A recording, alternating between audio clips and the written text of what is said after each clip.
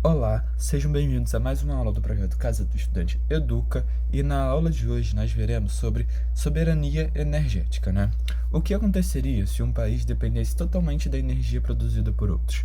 Nessa aula a gente vai entender, né, o que é soberania energética, por que ela é importante e como influencia a economia, a política e a segurança de uma nação.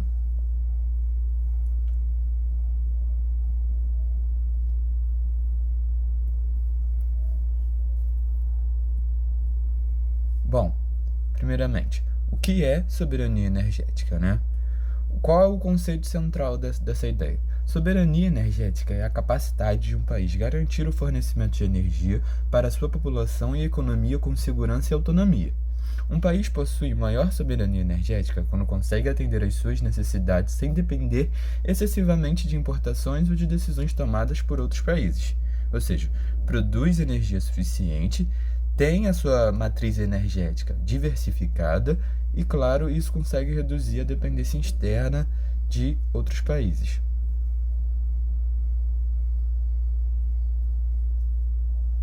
Por que a energia é considerada estratégica, né? Sem energia, praticamente todos os setores da sociedade deixariam de funcionar normalmente, né? Garantir o abastecimento energético é uma questão estratégica para qualquer país, pois ela alimenta indústrias, transportes, agricultura, saúde, a comunicação e, obviamente, nossas residências. O que acontece, né, quando um país depende de outros?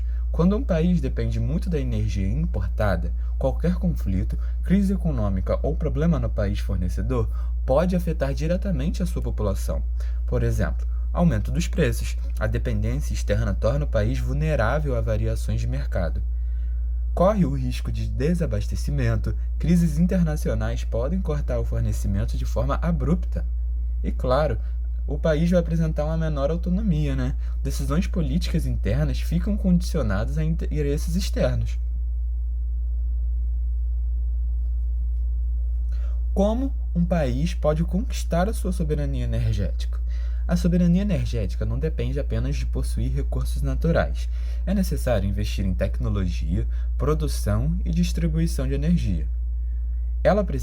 O país precisa investir em diferentes fontes de energia, né? Diversificar a matriz, reduz riscos e aumenta a resiliência do sistema. Explorar os seus recursos naturais próprios. Petróleo, gás, rios, vento e sol são ativos estratégicos. Desenvolver tecnologia nacional. Inovação reduz custos e aumenta a eficiência energética. E, claro, amplificar a infraestrutura energética do país, né? Linhas de transmissão e armazenamento são essenciais.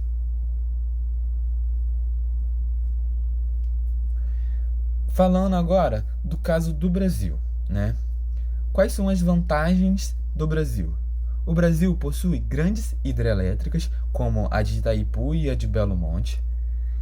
O Brasil também possui o petróleo do pré-sal, que também é uma outra fonte de energia. Ele também apresenta um grande potencial eólico e solar crescente, e, claro, também conseguimos trabalhar com energia de biomassa, como, por exemplo, a cana-de-açúcar, né? A gente consegue observar aqui que 58% da energia produzida no Brasil vem de hidrelétricas, 13% da eólica, 9% de biomassa, 5% solar, 10% termoelétrica e 5% outras, né? O Brasil ainda importa derivados de petróleo e enfrenta desafios para ampliar sua autonomia em alguns setores, apesar de ter uma das matrizes mais renováveis do mundo. Qual é a relação, né, dessa questão da soberania energética com a geopolítica? Recursos energéticos são instrumentos de poder. Países que produzem grandes quantidades de petróleo, gás ou outras fontes de energia podem exercer influência econômica e política no cenário internacional. Por exemplo, a Arábia Saudita. Ela é a maior exportadora de petróleo do mundo, com grande influência na OPEP. A Rússia, que é uma grande produtora de gás natural, que usa o gás natural como ferramenta de pressão política na Europa. Outro caso seria os Estados Unidos, que possuem uma autossuficiência energética após o boom do xisto, né? E o Brasil, que é considerado uma potencial crescente com pré-sal e energias renováveis.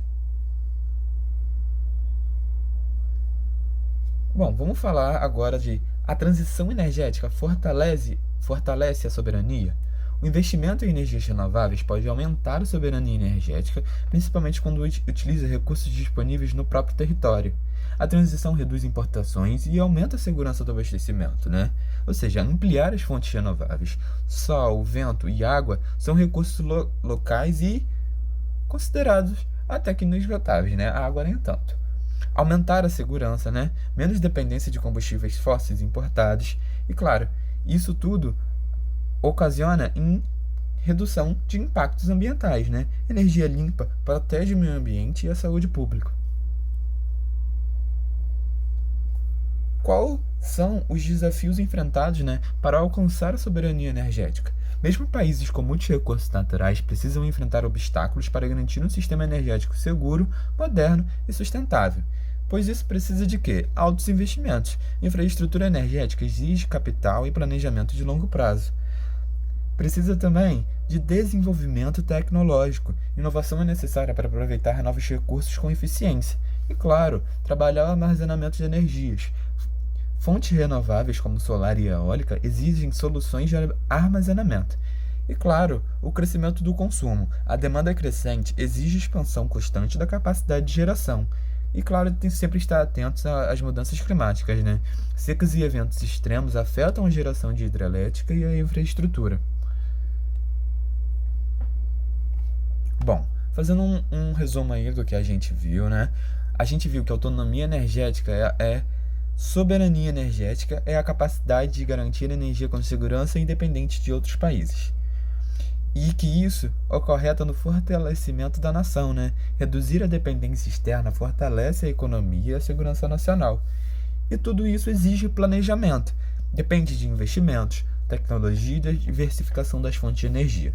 No século XXI, a garantia de energia de forma segura tornou-se tão importante quanto garantir alimentos, água e tecnologia.